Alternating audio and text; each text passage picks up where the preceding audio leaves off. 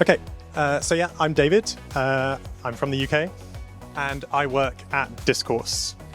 So I'm going to talk a little bit about a challenge that we faced in Discourse. Relates to SPL arguments, which some people might be aware of that idea. And I'll talk about the solution we came up with. So first of all, what is Discourse? We are a 100% open source community platform. We're built on Ruby on Rails and Ember. And we power over 23,000 online communities. So you've almost certainly seen Discourse at some point. Most of them are white labeled, so they just have branding from people. But for example, we host the Ember forums. So if we can get people off of Discord and onto the Ember Discourse forums, that would be great. It is still there. If you post a question there, Preston will answer it. So yeah, check out the forums. And the thing that's relevant to this talk is at Discourse, we have an extensive plugin system. So when people want to customize Discourse, one of the main things they want to do is inject new content into the page. To make this possible, we provide hundreds of different plugin outlets for them to use. Plugins can then write Ember components, and then they will be rendered inside the plugin outlet. Hopefully that's just about readable. This is what it looks like in Discourse core. So we will put these everywhere. There's hundreds and hundreds of them.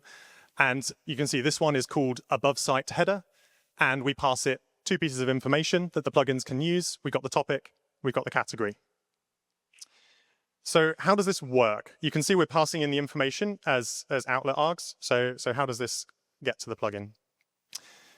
This is the implementation of the plugin outlet in Discourse core, or a simplified version of it. So at the simplest level, we have a function which returns all of the components that the plugins have written.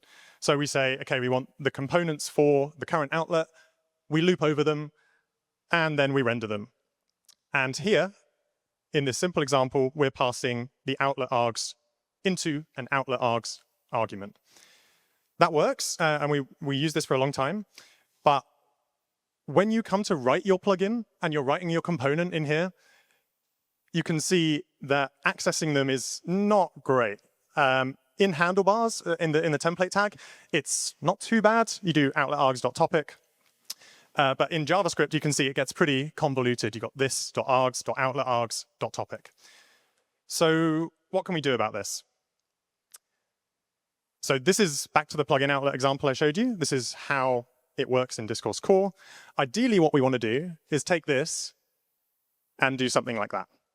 So we want all of the properties in outlet args to be spread and used as arguments on this component.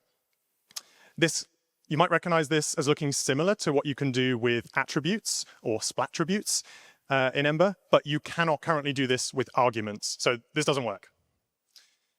The next thing you might think is, okay, well, there's a component helper, and the component helper is designed to take a component, add a bunch of arguments to it, and then you can use it later. It produces a curried component. But again, we have the same problem. This isn't valid syntax. You could use component helper here, but you would have to specify each argument one by one in the template. So again, not great. What we want is spreadable arguments or SPL arguments.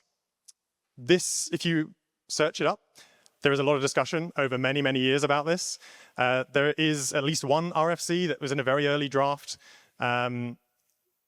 Hopefully one day that will land in Ember. But the question is, what can we do right now? And the answer that we came up with was a package that we've created called ember-curry-component. It's a very, very small NPM package. I'll show you it later. It's only a few lines. But it provides a way to pass a dynamic set of arguments into an Ember component. So this is back to the implementation in Discourse. So we're still looping over the components, but now we're using curry component here instead of the built-in Ember component helper.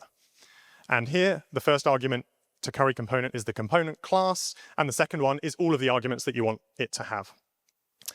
And yeah, we render it, and it gets all of the arguments that you've put in. So this is how it works in Discourse. There are also other use cases, which is not the reason that we built this, but there's some cool things you can do. First, this is an example then of how it works. So instead of doing this.args.outlet.args.topic, you can just do, as you would any Ember component, args.topic or @topic. So much more ergonomic. So yeah, other use cases. If you had a component like this, we have our topic list components, one of the main ones in Discourse. It has a bunch of arguments. It has way more than this, but they didn't fit on the screen. Inside there, we then want to pass all those arguments into a lower level component. And at the moment, most of the time, people just write them all out. It is possible to use this curry component thing to literally pass through all of the arguments. So you can see we've got curry component, whatever our child component is, in this case, header, and then we're passing in this.args. And that works. Passes through all of the arguments from that topic list component.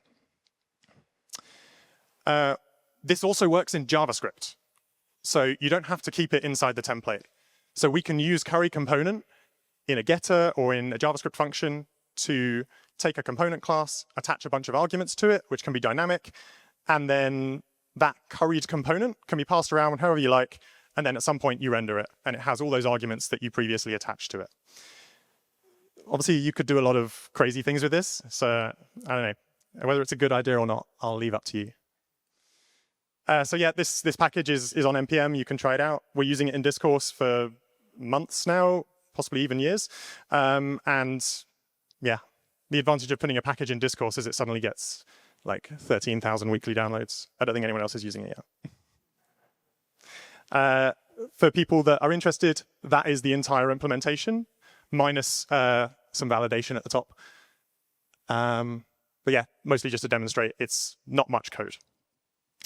So yeah, we can use arguments today with ember-curry-component. But it's not a replacement for having a proper syntax. It's pretty convoluted. It's not ideal, but it is a way, if you really need that functionality, to try it out. And maybe we can, after the talk about RFCs, maybe we can reboot that very long-standing RFC. Thank you very much. Thank you.